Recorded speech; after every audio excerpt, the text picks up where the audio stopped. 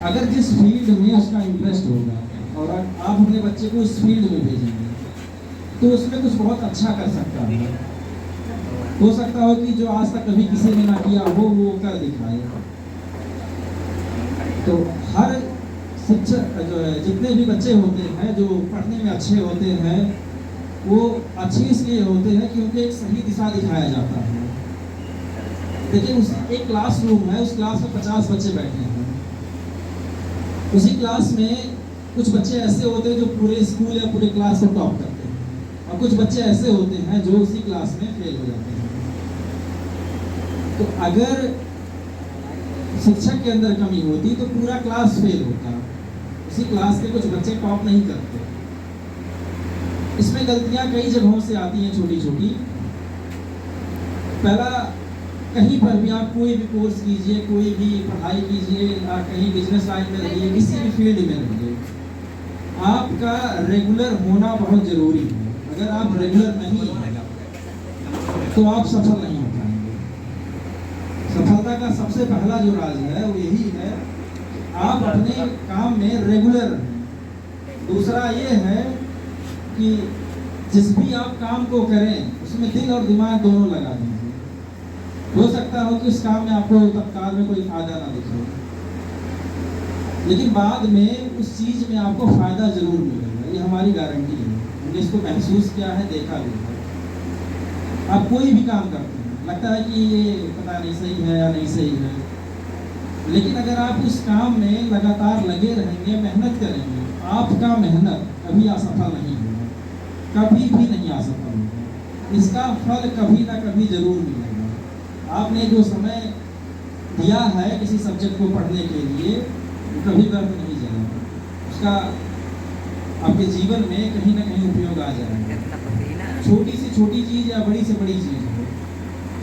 कभी कभी जीवन में ऐसी भी चीज़ें होती हैं कि जिस लाइन में आप जा रहे हैं, जिसके लिए आप अच्छा खासा समय दे रहे हैं, वो आपके जीवन में नहीं होता, लेकिन जो आपका सेकेंडरी गोल होता है वो आपकी लाइफ में एकदम प्राइमरी बन के आ जाता है, तो आपका मेन हो जाता है। इसीलिए हमेशा जो है सीखने पर फोकस करना चाहिए। जब आप हमेशा सीखने के लिए तैयार रहेंगे तो गुरु भी आपको अच्छे से चीज़ों को सिखाएगा।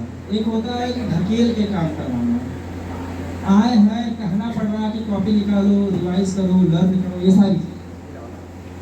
लेकिन अगर आपके अंदर इंटरेस्ट है तो क्या होगा, आप खुद से ही चीज़ों को करना स्टार्ट करेंगे।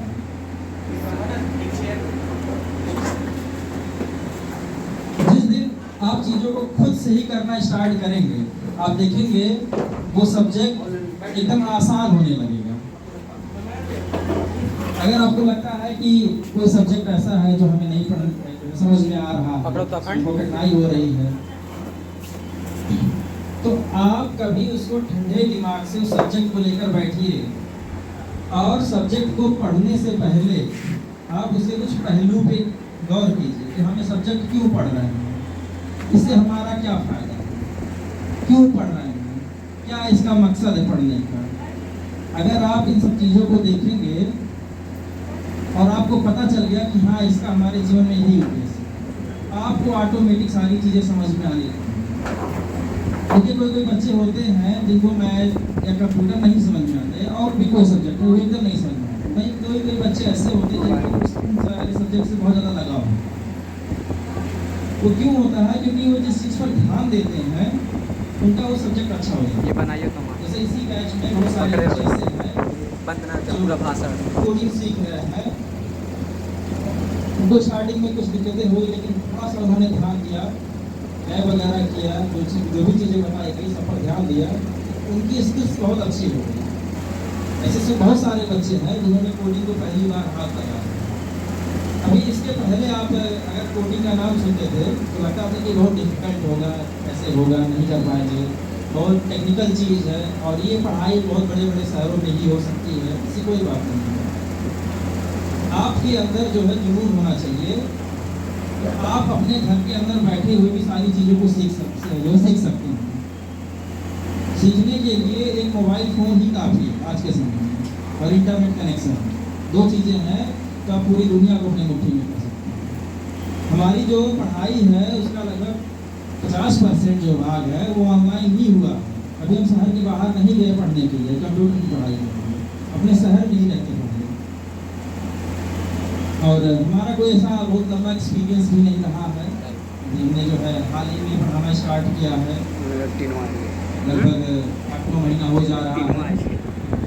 कोचिंग की हमारी ओपनिंग जो है वो 12 दिसंबर को हुआ था और 13 तारीख से क्लासेस स्टार्ट हुई। अभी इतना ही हमारा एक्सपीरियंस है और इस एक्सपीरियंस में बहुत सारे बच्चे हमसे जुड़े। जैसे हमने CBSE 11-12 को पढ़ाया, 9-10 को भी पढ़ाया पिछले साल प्राइवेट क्लास के रूप में। उसमें 3 महीने के अंदर पूरा सिलेबस खत्म करके दिखाया बच्चों को और अच्छा मार्क्स लेकर आए वो। इस बार हमें बेसिस के बच्चों को भी पढ़ाने का मौका मिला। अभी एक बच्ची है जो क्लास 10 का है, हम ट्यूशन देते हैं उसको और रिक्वेस्ट पे जाते हैं उससे ज़्यादा कुछ नहीं आता, एकदम कुछ नहीं आता है। ऑलरेडी बेसिस में टॉप टीचर पढ़ाते हैं, आप लोग को पता होगा कि जो है वहाँ पे ऐसे टीचरों का सिलेक्शन होता है जो BEd वगैरह क्वालिफाइड होते हैं, फिर उस सब्जेक्ट के में स्पेशलाइजेशन होता है उस सब्जेक्ट में, और इसके साथ साथ उनका एक्सपीरियंस भी देखा जाता है। यानी वेल क्वालिफाइड टीचर होते हैं बेसिस वगैरह। लेकिन उस बच्चे को प्रोग्रामिंग में इंटरेस्ट नहीं था तो वो नहीं कर पाए। एक जगह उसने और भी कोचिंग किया तो भी उससे संतुष्टि नहीं हुई। अचानक से एक दिन मेरे पास कॉल आया किसी के थ्रू, डायरेक्टली हमसे तो नहीं कोई परिचय था लेकिन किसी के थ्रू कॉल आया कि आप जावा पढ़ा देंगे। पहले तो हमने मना किया हम ट्यूशन के लिए कि नहीं आ पाएंगे क्योंकि उसका समय वेस्ट ज़्यादा जाता है। तो हमने बाद में फिर कई बार फ़ोन किए तो हमने कहा अच्छा चलो ठीक है देखते हैं। ऐसा कोई हमने भी जावा में कोई स्पेशलाइजेशन नहीं किया। जावा प्रोग्रामिंग जो बहुत टफ लैंग्वेज मानी जाती है, जैसे हिंदी है, उर्दू है, अरबी है, तमिल है, तेलुगु सब लैंग्वेज है ना, सीखना पड़ता है। तो लैंग्वेज को सीखने में कम से कम 4 महीना, 5 महीना, 6 महीने का समय लगता है। जैसे हम जब इंग्लिश बोलना सीखते हैं तो सबसे पहले हमें क्या सिखाया जाता है? ABCD। फिर उसमें जो है ईज, एम, आर, छोटे छोटे जो है ग्रामर्स वगैरह के सेंटेंस हैं, सारी चीज़ें सिखाई जाती हैं। ऐसे प्रोग्रामिंग लैंग्वेज है, इसमें सारी चीज़ें छोटी छोटी करके सिखाई जाती हैं। और अभी इसको जो है पढ़ाए 15 दिन हुआ है। उस 15 दिन के बीच में उसको 100 से ऊपर प्रोग्राम सॉल्व कराए। जितने भी क्वेश्चंस दिए गए आप खुद से करती है, जितने भी क्वेश्चन देते हैं, और उसको हम अपना पूरा सिस्टम लेकर जाते हैं, कीबोर्ड, माउस सब कुछ लेकर जाते हैं, लैपटॉप वगैरह, और अपने ही सिस्टम पे कोडिंग करवाते हैं। हमारे पढ़ाने का तरीका एकदम अलग है। हम ये चाहते हैं कि हमारे यहाँ जो भी बच्चा पढ़े उसको 100% कंप्यूटर चलाना आ जाए। कोई भी बच्चा हो, पढ़ने में कितना भी कमज़ोर हो या हाइट में या फिर उम्र में कितना भी छोटा हो, हमारा ये मानना है कि किसी भी चीज़ को सीखने में उम्र बहुत ज़्यादा मायने नहीं रखती। अगर आपके अंदर जुनून है तो आप सीख सकते हैं। जैसे मैं ये कह सकता हूँ कि क्लास 3rd या 4th का बच्चा कोडिंग सीख सकता है। बहुत सारे लोग कहते हैं कि नहीं सीख सकते, लेकिन हम गारंटी के साथ कह सकते हैं कि वो सीख सकता है, क्योंकि हमारे पास वो स्किल है, वो टेक्नोलॉजी है, वो ज्ञान है जो हम आपको सिखा सकते हैं उस तरीके से। अगर आपके अंदर काबिलियत है, आप खुद जैसे जो बच्चा है सीखना चाह रहा है, उसके अंदर जुनून है तो सीख जाए। क्योंकि हम जिस स्कूल में पढ़ाते हैं वहाँ क्लास 3rd से ऊपर के सारे बच्चों को लगभग 50 से ऊपर शॉर्टकट कीज याद हैं, 100 से ऊपर शॉर्टकट फुल फॉर्म्स उनको याद हैं, HTML की कोडिंग उनको आती है। जो हमारे यहाँ बच्चे इंटर करने के बाद कर रहे हैं उनको नहीं HTML के बारे में पता होगा, लेकिन हम वहाँ HTML की कोडिंग कराते हैं, जबकि उनके सिलेबस में है भी नहीं। चाहते तो हम 6 चैप्टर 7 चैप्टर उनको पढ़ा के आराम से बैठते हैं, लेकिन हमें अपना नाम बहुत ऊंचाई पर ले जाना है। और उन बच्चों के गार्जियंस बहुत तारीफ करते हैं कि आप जो हमारे बच्चे को ये सब सारी चीज़ें सिखा रहे हैं, और इसके लिए भी बहुत मोटिवेट किया जाता है कि जो आप कर रहे हैं ये अपने आप में बहुत बड़ी चीज़ है कि छोटे छोटे बच्चों को कोडिंग वगैरह सिखाना। इससे पहले जो है हम कुछ दिन तक पांडे स्कूल में लगभग 3 महीने तक वहाँ भी पढ़ाए बच्चों को 11th 12th को। तो हमारा फर्स्ट एक्सपीरियंस रहा वहाँ पर सारे बच्चों को। वहाँ पे हमने ये सीखा कि अगर आपके सामने भीड़ 100-200 बच्चे बैठे हैं तो आप बोलेंगे कैसे, आपके सामने का प्रेशर क्या होगा। और वहाँ पर हम पहली बार जब गए तो हमारे सामने लगभग 100 के आसपास के बच्चे थे, क्योंकि एक क्लास में उसमें 100 बच्चे पढ़ते हैं, या फिर इससे कम ही रहते होंगे 70-80, लेकिन 50 से ऊपर ही 11th-12th में। शुरुआत में तो डर लग रहा था कि कैसे बोलेंगे, फर्स्ट क्वेश्चन हो जाएगा, पहली बार है, पढ़ाने में बहुत तकलीफ होगा। लेकिन जब हमने मन बना लिया कि जब इसी लाइन में आना है तो अब चाहे जो हो, चाहे इज्जत बने या इज्जत बिगड़े, क्लास में घुसे। सबसे पहले हमने बच्चों को गुड इवनिंग कहा, क्योंकि शाम को 1:30 बजे जाते थे, दो क्लास लेते थे 11 तक। तो सर हमने गुड आफ्टरनून करते थे, बच्चे आए। कुछ बच्चे जो है एक दो दिन थोड़ा सा मजाक उड़ाए, कि सारे बच्चे भी जैसे होते नहीं, लेकिन उसमें कुछ बच्चे ऐसे रहे जो पहले दिन से ही सपोर्ट करना। फिर कुछ बच्चे जैसे उसमें से पीछे से रूटिंग करना, हंसना, क्रॉस क्वेश्चन करना, बेहुदे जवाब, सवाल जवाब करना। फिर हमने उनके जीवन का उनसे पूछा उद्देश्य क्या है, क्या बड़े होकर ठेला ही लगाना है, मजदूरी ही करना है, टेम्पो ही चलाना है, या जो आपके पापा कर रहे हैं बस वही तक सीमित रहना है, उससे आगे बढ़ना है। कुछ दिन तक हमने ऐसे उनको मोटिवेट किया इमोशनली। क्लास 11 के बच्चों में तो बहुत प्रभाव है, वो एकदम जैसे लगा कि उनके अंदर चमत्कार हो गया। और छुट्टी होने के बाद भी वो बच्चे रुकते थे 10-15 मिनट तक कि जो है सर पढ़ाई है। जो आज आप लोग यहाँ बैठे हैं ये वही की ही देन है और वही के बच्चों की ही देन है, क्योंकि वही बच्चे जो कहे स्टार्टिंग में इनको 20-25 बच्चे मिले कि सर जो है आप कहीं पढ़ाते हैं, नहीं पढ़ाते हैं, सर जो है चालू कीजिए, हम लोग आएंगे। तो अच्छा ठीक है। तो स्टार्टिंग में हमारे यहाँ कोई चार्ज नहीं था, एकदम फ्री था, एक भी पैसा नहीं लेते थे, 1 रुपया नहीं लेते थे।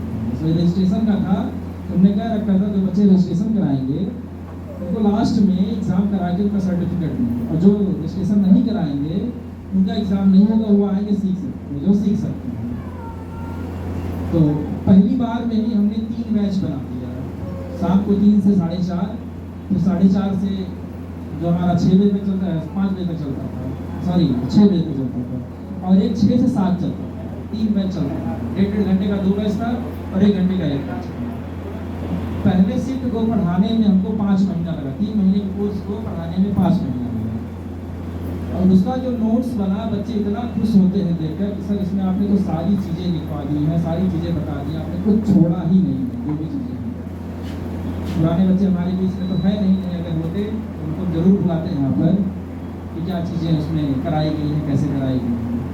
और एक ही चीज़ को 10-10 बार, 15-15 बार समझाया गया कि ये चीज़ें ऐसे आप करेंगे, इसका यूज़ कहाँ पर है। सब लोग कर रहे हैं, MS वर्ड सीख रहे हैं, क्यों सीख रहे हैं नहीं पता है, बस कीबोर्ड पा गए हैं, बटन दबा रहे, लिख रहे हैं। लेकिन जब तक आप उसका उद्देश्य नहीं समझेंगे तब तक कोई मतलब नहीं है किसी चीज़ को सीखने का।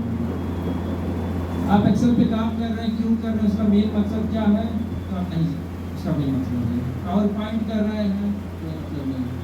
लेकिन जब सबका आपको एक गोल पता है कि हमें इस फील्ड में जाना है, हमें ये काम करना है, हम इसको इसलिए सीख रहे हैं, तो आप पाएंगे चीज़ों को और अच्छे से सीखने का मौका। आपको लगेगा कि इससे तो हमारा ये भी काम हो सकता है, इसको हमें और चीज़ें सीखनी चाहिए।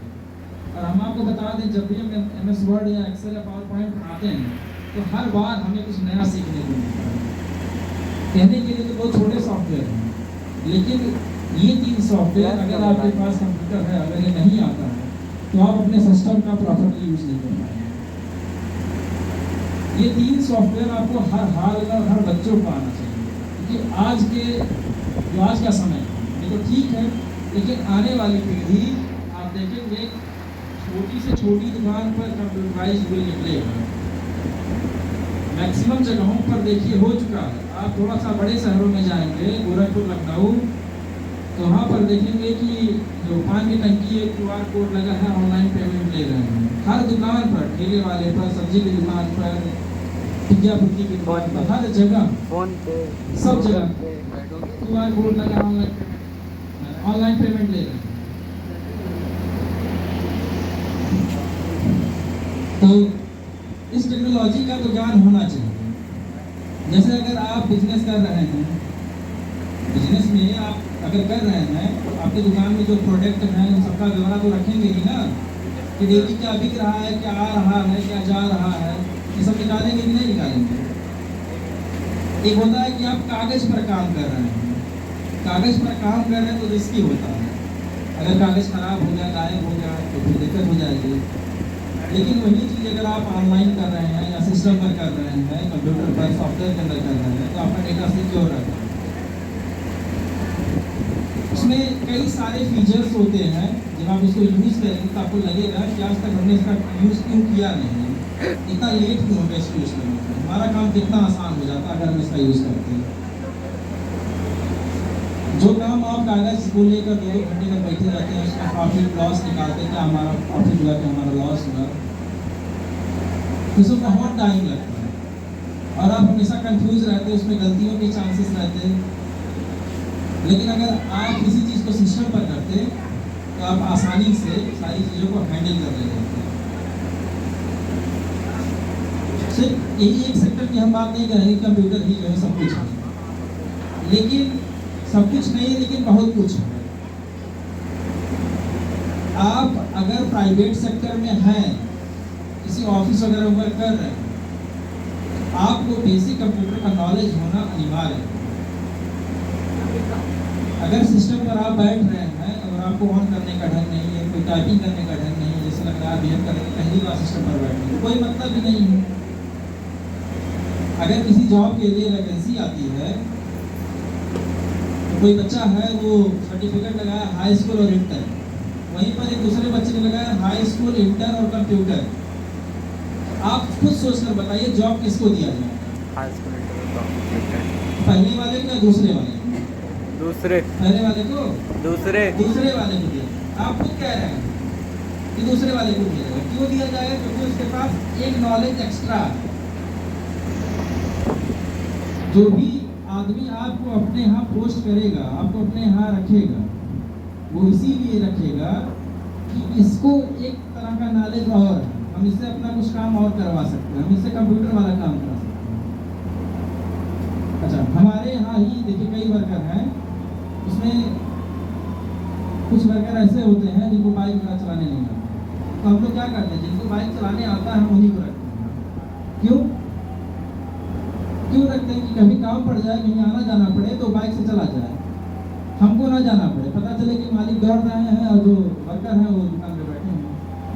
आप भी चीज़ों को आप खुद से सोचिए कि आप जब किसी चीज़ को अपने यहाँ लागू करते हैं तो उसकी खूबियों को देखकर लागू करते हैं। तो सेम यही चीज़ आप अपने साथ जो है एक बार सोच के देखिए। अगर लाइफ में बहुत ऊंचाइयां छूना चाहते हैं तो सामने जो भी सिचुएशन पड़े उसको हैंडल करते जाओ, किसी से भी पीछे मत हटिए। जो भी सामने पड़े उसको हैंडल कीजिए। अगर आप पीछे हटते हैं तो आगे भी आपका यही रवैया रहेगा और आप भी आगे पीछे जो है आगे आने वाले समय में पीछे हटते हैं, फिर वहाँ पे आपका ही नुकसान है। जब जीवन में आप असफल होंगे तो आप अपने आप को ही कोसेंगे कि हमारे पास जब समय था तो उस टाइम पर हम उस काम को नहीं किए। लेकिन कुछ चीज़ें ऐसी होती हैं जैसे लगता है कि ऊपर वाला तय करके भेजता है, कुछ सिचुएशंस ऐसे होते हैं। अगर आप उस सिचुएशन को हैंडल नहीं करते हैं तो इसका मतलब यही होता है कि आप ऊपर वाले के इशारे को नकार रहे हैं। कुछ भी हमारे जीवन में अच्छा या बुरा होता है तो उसका एक मकसद होता है। कहीं ना कहीं आप अगर चीज़ों को महसूस करेंगे तो आपको आभास होगा कि ये चीज़ हमारे साथ घटित हुआ था, तो उसका ये मतलब होगा। ये हमेशा जो है सबके साथ होता है। जो लोग महसूस करते हैं उनको इस चीज़ का एहसास होता है, जो लोग नहीं महसूस करते उनको एहसास नहीं होता। कभी कभी क्या होता है कि इंसान कहीं पे काम कर रहा है जिसको बहुत ऑड फील होता है, कभी कुछ उल्टा सीधा कह दिए तो उसको बहुत ऑड फील होता है। तो देखिए ये सारी जो चीज़ें होती हैं कि आदमी की बेइज्जती हो जाना, यही चीज़ आदमी को बहुत आगे ले जाती है। उसके अंदर का जो एक आत्मसम्मान होता है वो जग जाता है, और वो जब आत्मसम्मान जग जाता है तो किसी भी हद तक गुजरने का जो है ताकत आ जाता है। वो सोचता है कि इन्होंने कैसे हमें कहा, हमारे अंदर भी है, इनको जो है साबित करके दिखाएंगे। तो वो आपके अंदर जुनून आ गया और आप उस चीज़ को देखेंगे कि बहुत कम समय में उसको हैंडल कर लेंगे। तो इस बीच को बहुत ज़्यादा लंबा नहीं खींचेंगे कि टीचर्स पे बोलना भाई बहुत आसान बात नहीं है कि हमें भी जो है हम यहाँ पे खड़े हैं तो किसी न किसी गुरु की भी देन है। हमने जो अपने सर को बुलाया, किसी कारण से अभी तक नहीं आ पाए, उम्मीद है कि अभी आते ही होंगे, चाहेंगे कि वो भी जो थोड़ा सा अपना एक्सपीरियंस शेयर करें लोगों से। तो अब जो है कि इसी के साथ जो है हम अपने वाणी को विराम देना चाह रहे हैं।